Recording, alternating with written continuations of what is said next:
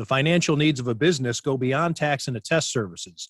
That's why CTBK goes beyond accounting services and offers outsourced solutions through their affiliation with CFO Solutions Plus.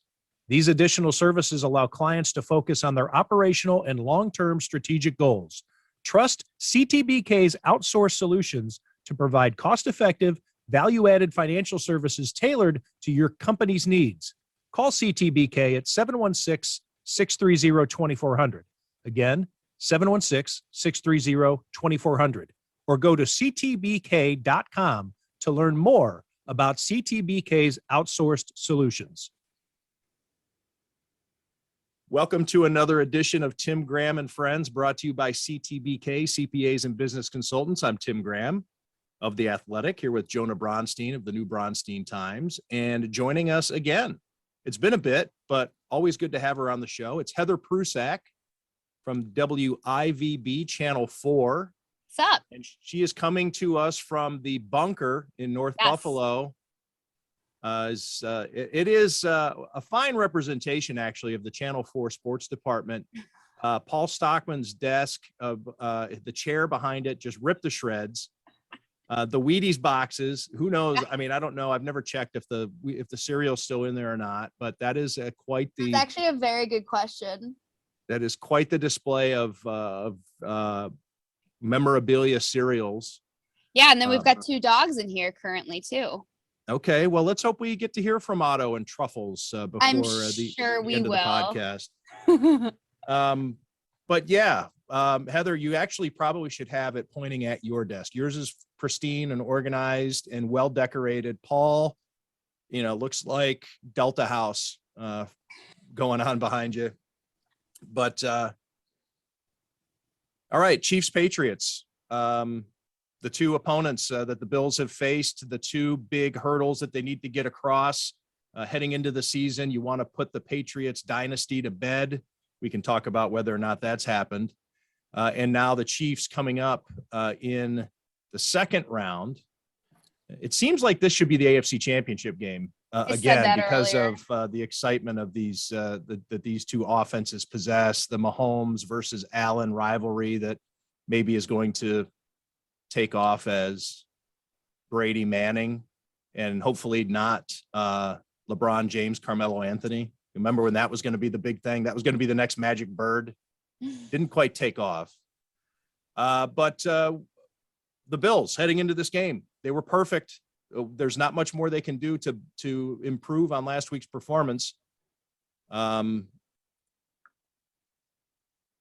do you think, Heather?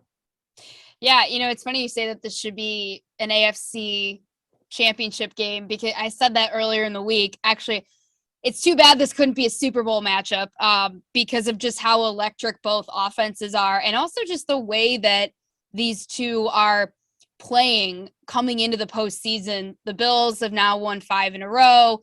The Chiefs, after starting 3-4, they're now 10-1.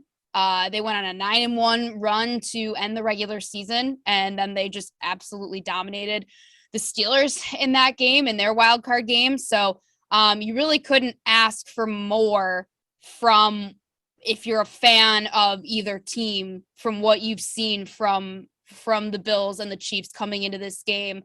Mahomes, Allen, it should be a really good one. And it's funny because I feel like the times that going into these matchups that the Bills have played the Chiefs, we've been expecting this like offensive shootout, and we really haven't seen. It's been every time they played, it's been kind of lopsided. Or, last year when they played in the regular season, weather kind of dictated more of a running game when the Chiefs won that game in Orchard Park. So, but the way that these two offenses are playing, I feel like we're finally going to see that offensive shootout that we've been waiting to see, just, drive for drive, touchdown for touchdown. At least that's what I'm hoping for. But, that's just my opinion. Well, the excitement of this game is undeniable because of all the things that you just mentioned, Heather. But before I think undeniable.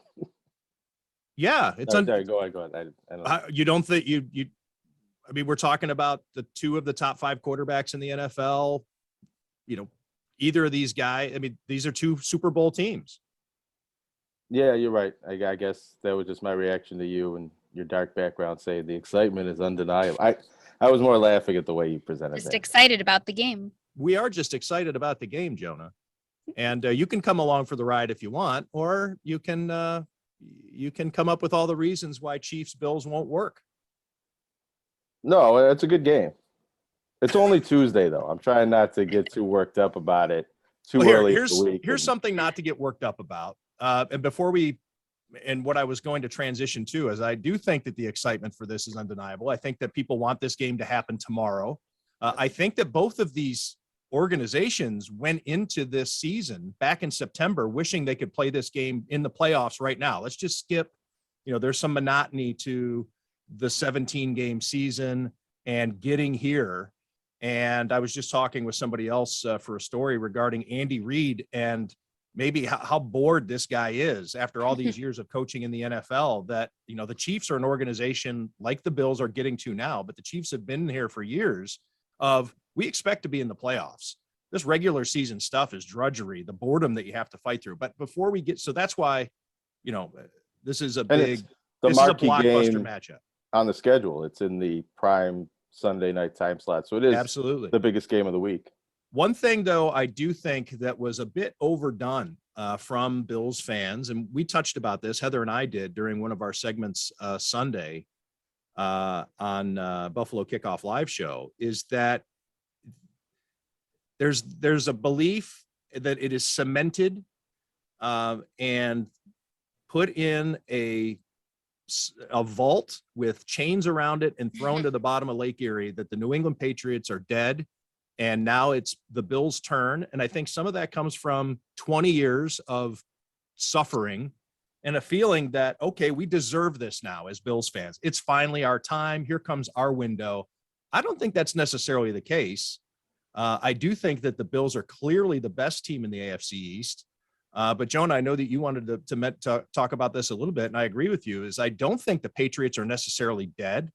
I think that just because the Bills were the better team this year doesn't mean that they now get their deserved 5-year window or 10-year window to go chase championships without having to worry about the Patriots anymore. I think maybe we look back on Saturday years from now, or Sunday, years from now, Saturday, years from now, and say this was the death of the Patriots here. But I don't think in the moment you can say that yet. No. I think in the moment you can say this is the Bills' time and it's not the Patriots' time, and it's been the Patriots' time for a long time, and it's something maybe to revel in, and there was a lot of revelry in that win. I didn't really think too much about whether it is going forward. I expect the Patriots to be a competitive team as long as they have this coaching and ownership and leadership and the talent that they do have. There was a lot of talk about this maybe being the end of the line for some of their key players and guys that might retire. It could be still a period of transition, which this season was. But what I rejected was a bit of, and I understand why people wanted to feel this way, but the idea that, the Bills slayed the dragon, that this was that they beat the Tom Brady, Rob Gronkowski, I know they have the same coach and Bill Belichick, but that they beat the dynastic Patriots, and they didn't. It's kind of like if somebody beats up somebody's kid because his dad used to bully him. That's kind of what it felt like. It wasn't really like they, ended the Patriots dynasty. That ended years ago, and Tom Brady's gone, and the Bills have beaten the Patriots several times before this game. I think maybe it was icing on the cake for some people to see the Patriots lose, but I think if you enjoyed that game because the Patriots and Bill Belichick lost as much as you enjoyed it as a Bills fan, I question the motives and the enjoyment behind that. There was a lot of extra feathers in the nest. I can't think of a better phrase right off the top of my head, but there were so many other things about that game that had the fans worked up. Obviously, the weather, quintessential Buffalo, as much as it seems the fans are harping for a dome and are pissed off that a dome's not coming, to win in the weather makes you look back. And that's the type of thing that people will be talking about for years to come. It's the old stereotype that, the Marv Levy saying, when it's too rough for them, it's just right for us. Can come to the surface after a win, and people in Buffalo can make fun of these cities in the Midwest that can't handle snow until your own mayor can't plow out your streets. the whole Buffalo stereotype of we know how to handle this stuff. Well, it worked on Saturday in Orchard Park. It's not working so much on Richmond Avenue on Monday or Tuesday. But anyways, it was a quintessential Buffalo victory that everybody can pound their chests about. Their bare chests. If you're Ryan Fitzpatrick shirtless, yeah, that whole thing. Fat guy touchdown late in the game, rubbing it in on the Patriots. Played all the hits. Yeah, doing things at the end of the game that they didn't have to do, but they just kept doing it anyway. Well, and I think that's part of it too.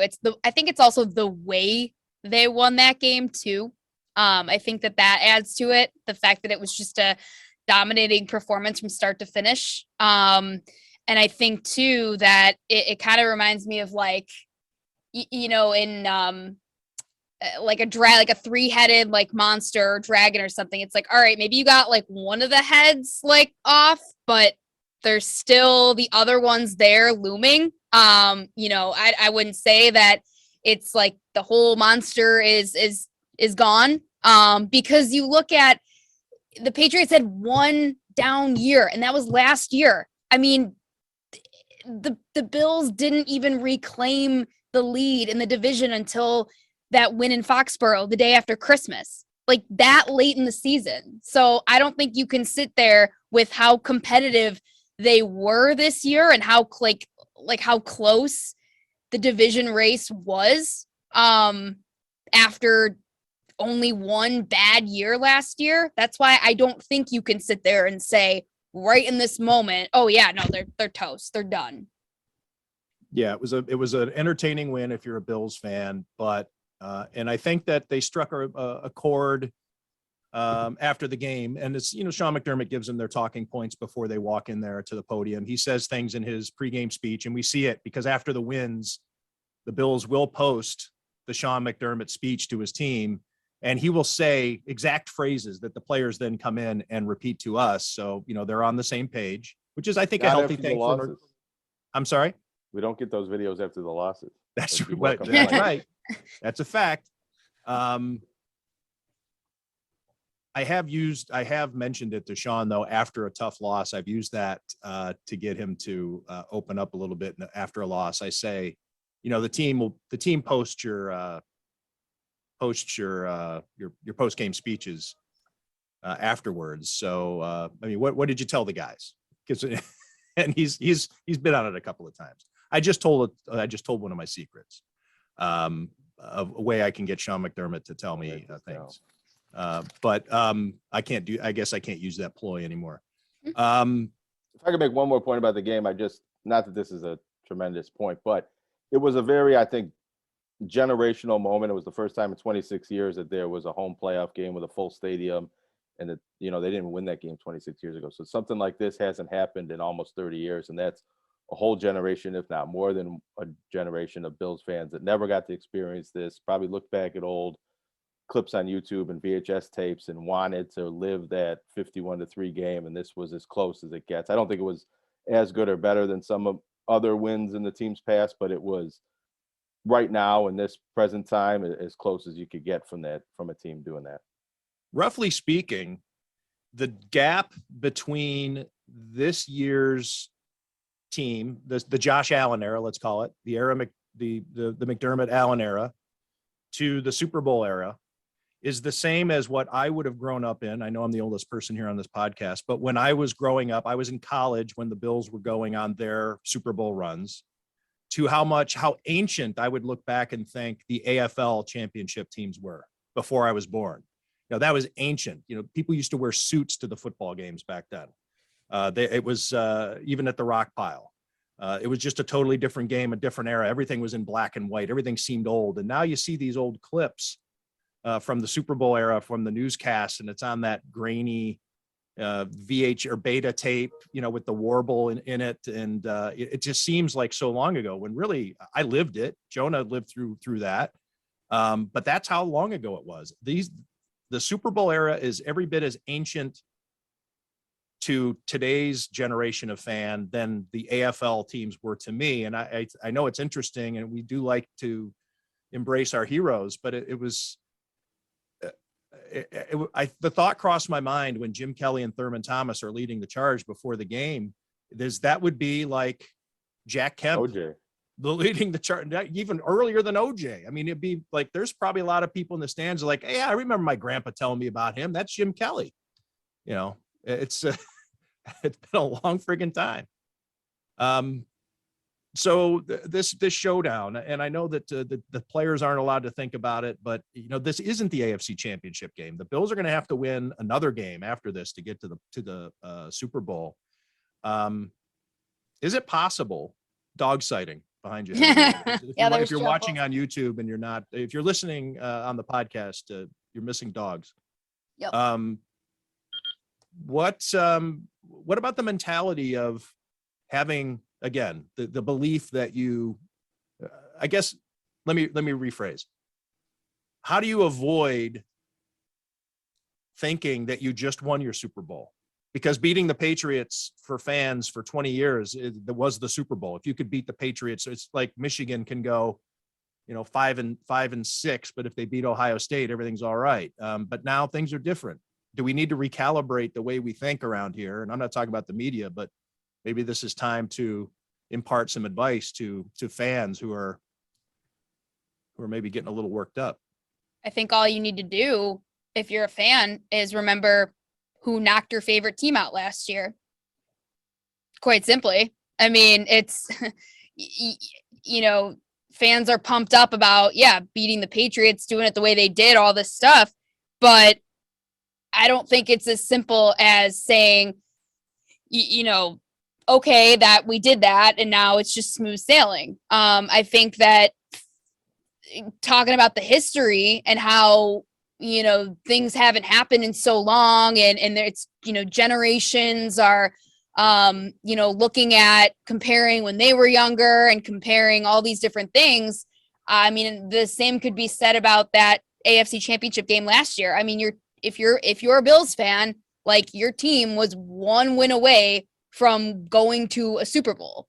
And that team that took that away from you is now standing in front of you again, but this time in the divisional round. So I think that if you're looking for a reason not to think that the work is done, look no further than just go pull up the image of Stephon Diggs watching the Chiefs celebrate, winning the AFC once again, and that image of him standing there at Arrowhead last year.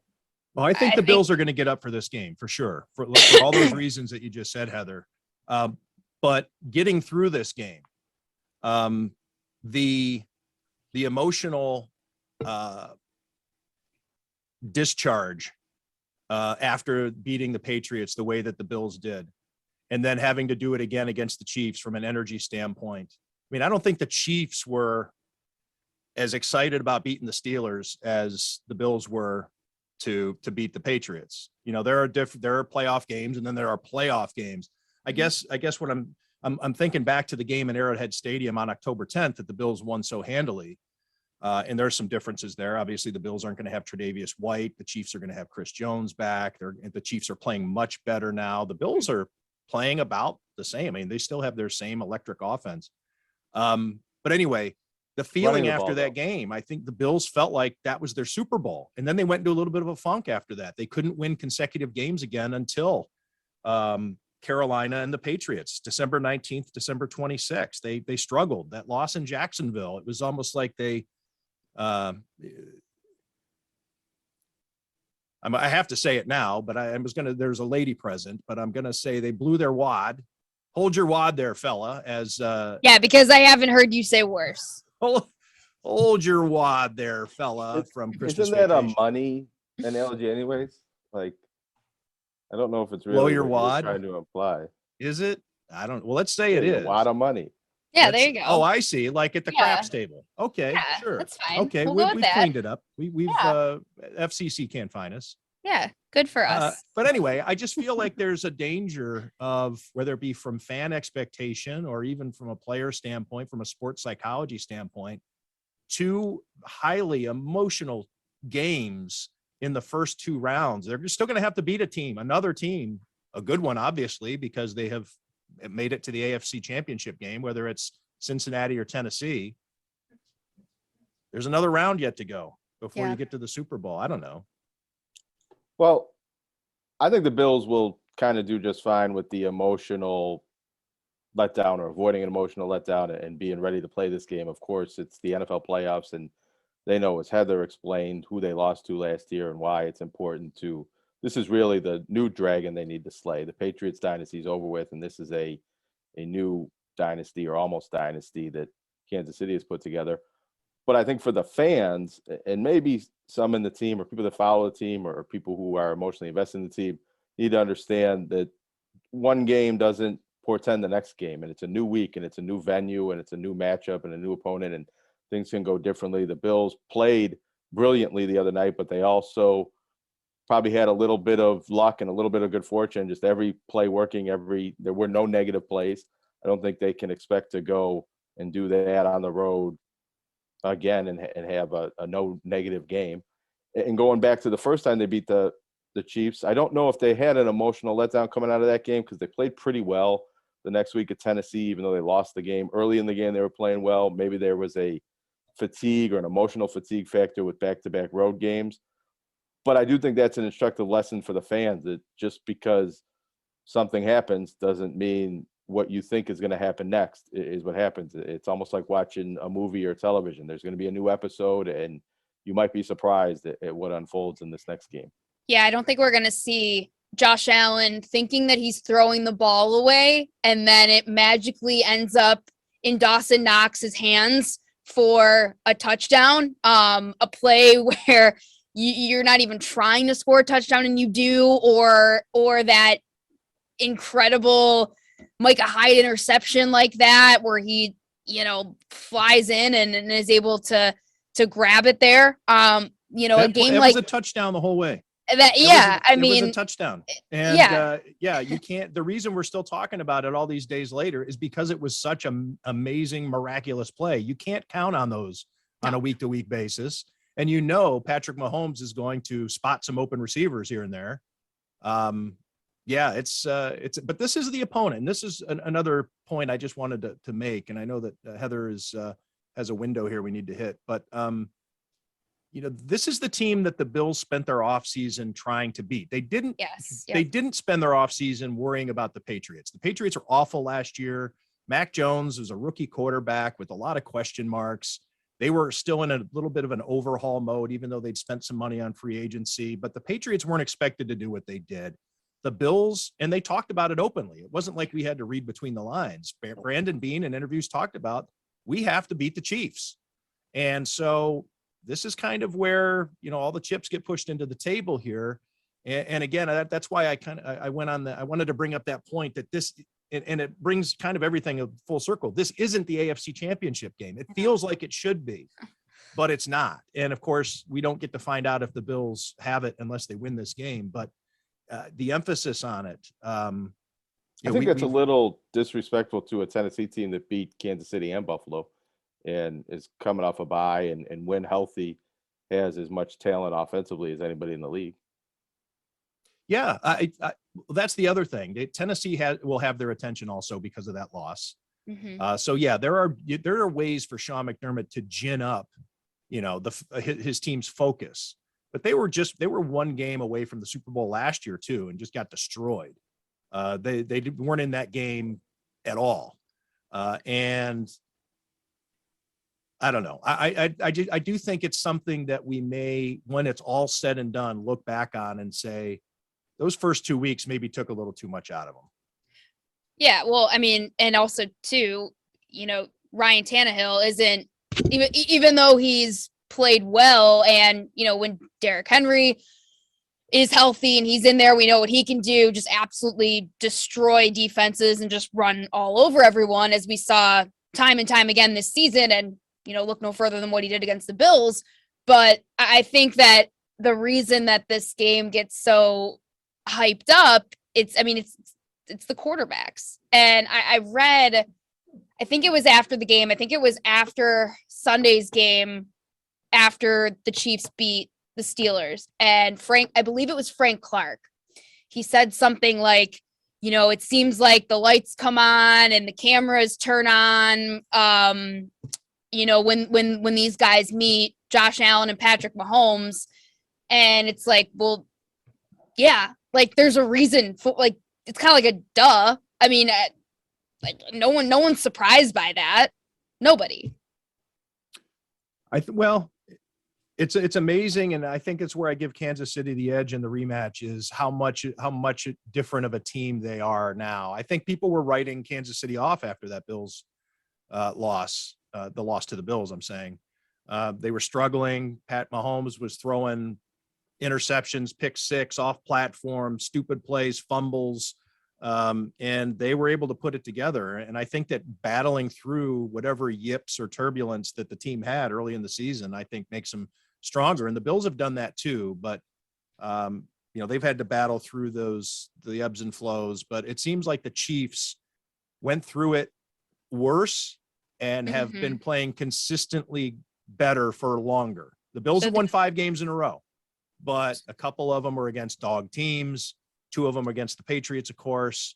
Anyway, so I think and these two teams, and I don't know if this makes any difference for Sunday's game, haven't played, I think actually Heather mentioned this earlier, haven't played a good game in a while. One team has dominated, not so much dominated, but it wasn't very close in the end. It was sort of a runaway win for whether it was the Bills earlier this season or the Chiefs both time last year. So this kind of shootout, dueling Allen versus Mahomes quarterback matchup hasn't materialized quite yet, which is crazy to think about when you look at both offenses. Like on paper, I feel like that's what it should be. Like I every time these two get ready to play, I'm expecting that Rams Chiefs game, that Monday, I believe it was that Monday night game a couple years ago, where it was like 54-50 or something. Like it was just insane. Like I feel like in my mind, every time we get ready for these games, that's what I'm envisioning. But to go back to your point, Tim, about the Chiefs going through their, downward swing. So they started the season 3-4 in those 7 games. And I asked Leslie Frazier about this yesterday, what he thinks the biggest difference is, looking at the Chiefs offense from earlier in the season to now. And he said the biggest thing that jumps out is that they're not giving the ball away the way that they were earlier in the season. In those first 7 games, I just looked it up, the Chiefs gave the ball away 17 times in 7 games. And then they finished the season, the regular season, 9-1. They only had 8 giveaways in that time. So that just goes to show you the way that they're cleaning up those things. Patrick Mahomes, I don't know if it was yips or just trying to do too much or whatever, or trying to get up for some of these regular season games. But, he's not throwing as many interceptions as he was at one point in the regular season. I think during that stretch, the Chiefs actually had the most giveaways in the league. And then really the other thing that jumps out to me is the way that their defense has been playing. During that stretch, the Chiefs defense couldn't stop anybody. And now they're coming up with some big plays. Chris Jones is healthy. He's back inside. So yeah, I mean, I don't know what you can take some things away from that first matchup, I guess, but I just think that so much time has passed. And I feel like these are just 2 completely different teams from what we saw back in week 5. We have to give predictions on the show. Are we giving away privileged information if we give if we find out what Heather Prusak's pick is for Sunday? I haven't even decided it yet. What's Otto's pick? Yeah, I know. Do we know what Otto's pick? That's right. Yeah, Otto needs to study. He's going to be making his pick tomorrow. He needs to bone up.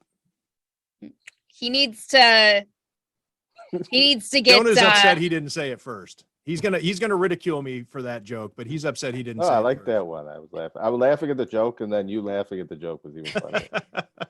I had to acknowledge how awful it was. I didn't want anybody to, lest anyone think that I was proud of that joke. You should be. You should be, Tim. It was great. It was great. I see. It was awesome. It was rough. What else do we want to talk about before we let Heather go? You haven't covered much Sabres. Jonah was out at the No. MLK Day game yesterday. There was only about 1,000 fans, he said. 1,001 if you count me. And there weren't many media members there because it seems they all live in Nope, areas Paul that Hamilton. couldn't get excavated. Well, that's what happens You and Paul when Hamilton were alone, Jonah? We were the only credentialed media in the press box. They were team employees. I wasn't certain if anybody from Detroit was already in town and was able to make it at the game. You know, they're at the other end, but I don't think I saw anybody. Everything's on Zoom. It was a little hard to tell, but and we so got I was empty. I buried was in lonely. snow. Yeah, I was fortunate to make it down there that I was able to kind of borrow a car actually and drive down. I was impressed that there was even 1,000 people there that Red Wings fans You included. borrowed a car? Yeah, well, I went to go shovel my driveway, and I got like 100-foot driveway, if not longer. And I made it, 20 minutes. I got about 2 feet forward, and so I called my parents. They got a plow, so my dad was able to pick me up, and then I dropped him off and drove his car. See, Otto is very excited about the snow. Very, very pumped about the snow. In fact, the two labs in here, Otto and Truffles, they went out and they were rolling around in it. And sometimes he'll just sit in it and he won't move. Like it looks like it's like an 80-degree day and he's sunbathing. Like he just sits there. I don't understand it. I think he's part polar bear. I'm convinced. So Wait, if he got like on his back with his stomach in the air? yeah, like he'll roll. Yeah, he'll like roll around and he's like twitching and he's trying to get as much snow on him as possible.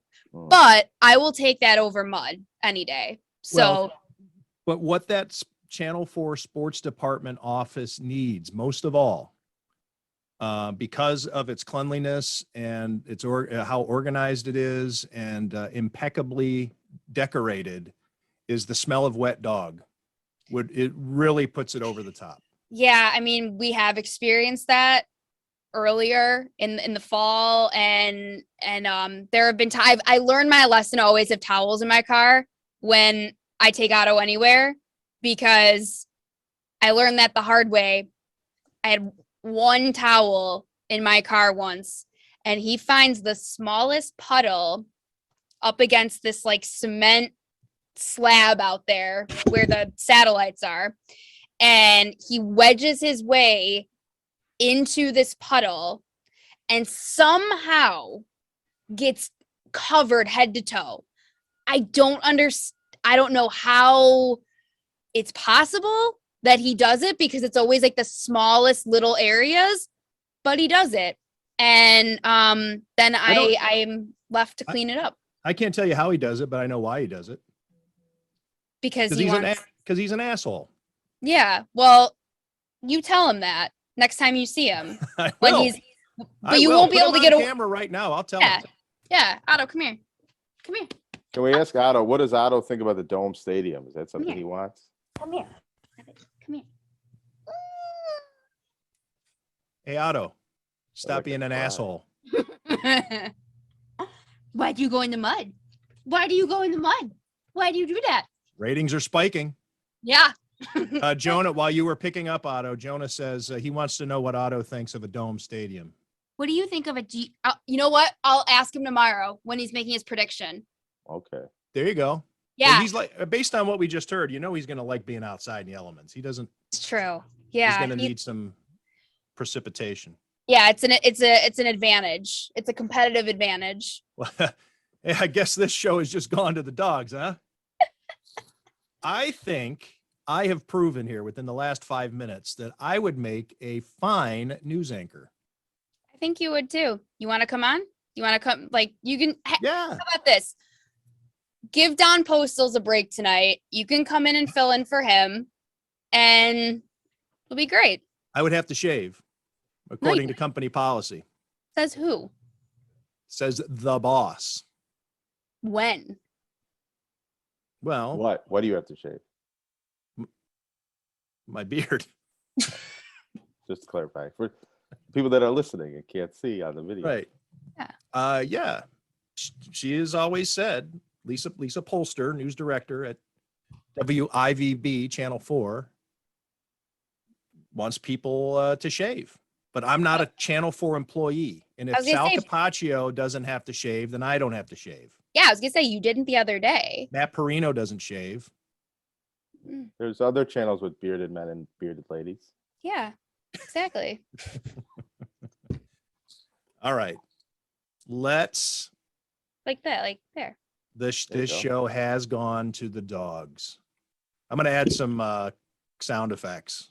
Very No. very hairy situation. Hmm. Is this what you guys do all day at the TV studio? Just rip puns back and forth? Only when No.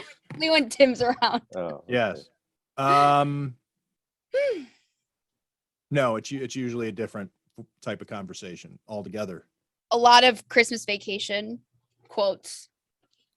Can we talk about that chair real quick? Is that just an old chair, or is there a lot of like aggressive leg movements that causes that? It's an interesting wear pattern. Yeah, does he pick at himself down there? Yeah, it's like I don't really know how to describe it. And it's also it's so far down that I think the lever's broken. So if I need to edit anything on that computer, I don't know how to like raise it. So I feel like I'm just a little gremlin trying to type because the chair's so low. Oh. So Maybe if that's anyone- why the wear is like that, because of the knee Maybe. angle.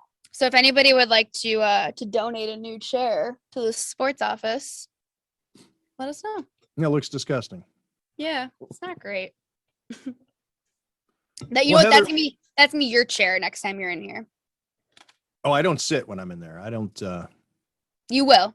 I don't. Tim doesn't sit for anything. Nope. I don't sit. I'm not going to sit. I don't like to sit around in there. I go back to Mary Margaret Johnson's area because she at least strikes me. Well, you're at your area. Yours is the area I would pick, Heather, because Yeah. it is impeccable. Mary Margaret strikes me as a rather fastidious and together person. So And that's where I the feel coffee like I'm is, not. too. Yeah, I feel like, and it's dark back there too, which is a shame that you put Mary Margaret back there in the corner. But Where's Jerry Sullivan's desk? How does that look right now? Let's see. I don't see it. He takes it home with him. It disappeared. Yeah, he just took his little folding chair and just his little folding table, just marched out. That's like when I worked part-time with the Buffalo News, I had no desk and no workstation. I came in a couple times and I was like, I don't think they want me here. Just work from home. I worked there for 18 years or whatever it was. The sports department, with the exception of the sports editor and the assistant sports editor, nobody has a desk. Yeah.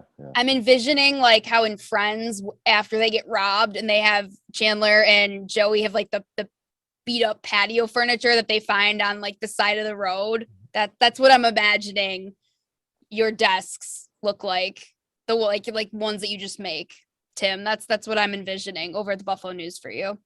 The Buffalo News was a biological hazard up until about, I don't know, 6 or 7 years ago. They came through and they really did a deep clean.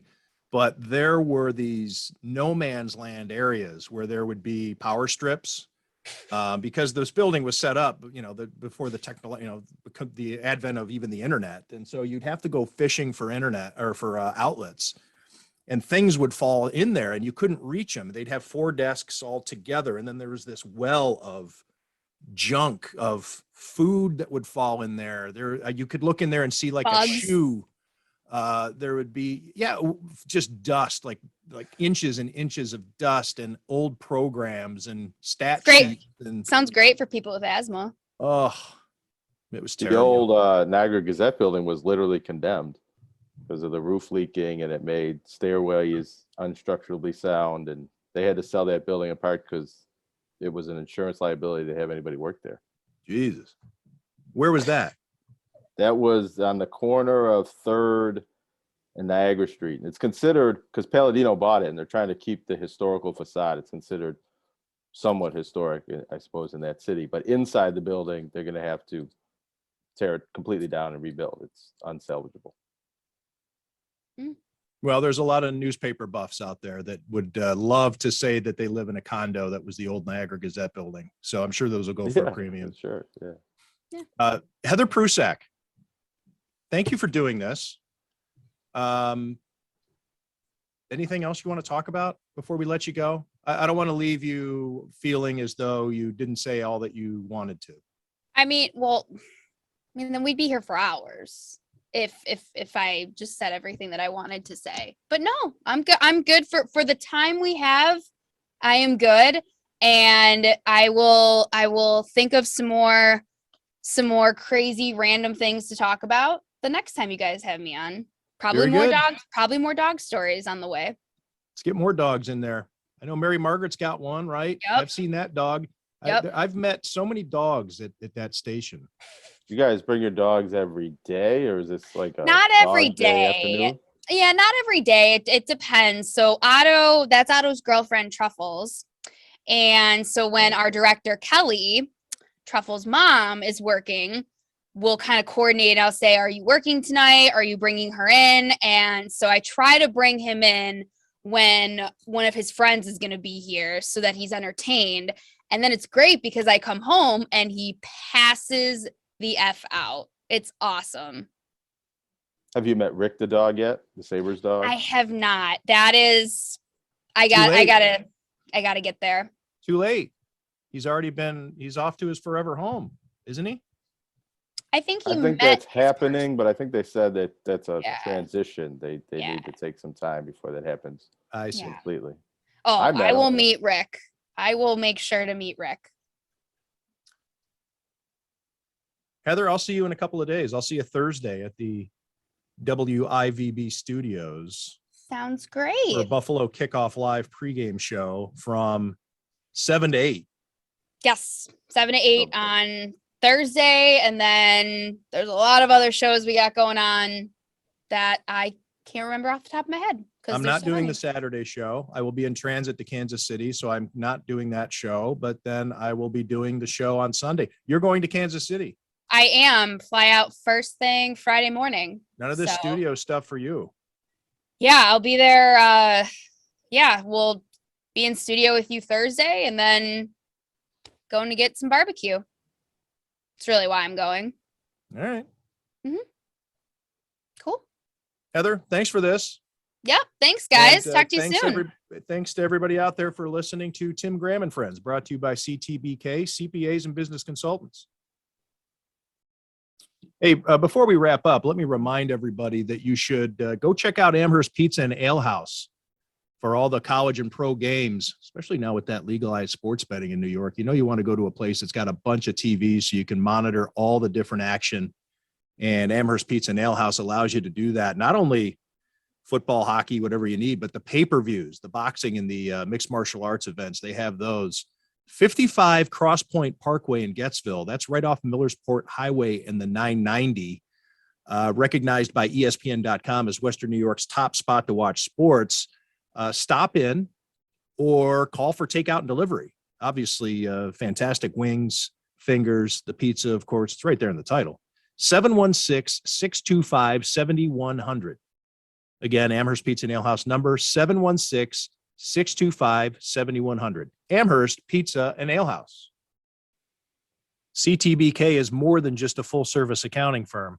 They are one team with an innovative approach to accounting and rise to each new challenge with collaborative problem-solving skills. CTBK goes above and beyond by lending helping hands in the Buffalo and Niagara community through volunteer work and donations, and is partnered up with Victory Sports for 2020 and 2021 to keep kids in the community active. The professionals at CTBK are determined to help individuals and businesses succeed. Whether a large corporation, a small business, or somewhere in between, call CTBK at 716-630-2400. Again, 716-630-2400, and see what CTBK's one-team approach can do for you.